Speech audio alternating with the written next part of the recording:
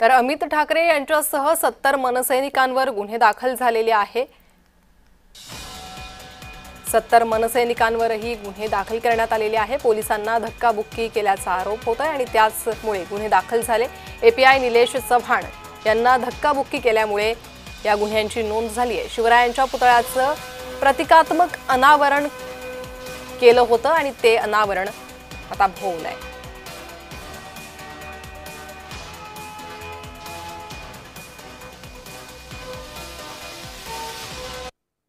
शिवछत्रपतींचा सच्चा मावळा अमित ठाकरे यांनी ते काल खुलं केलं नवी मुंबईकरांसाठी आणि याबद्दल नवी मुंबई पोलिसांनी या दळबद्री सरकारच्या दबावाखाली अमित ठाकरेंवर गंभीर गुन्हे दाखल केले।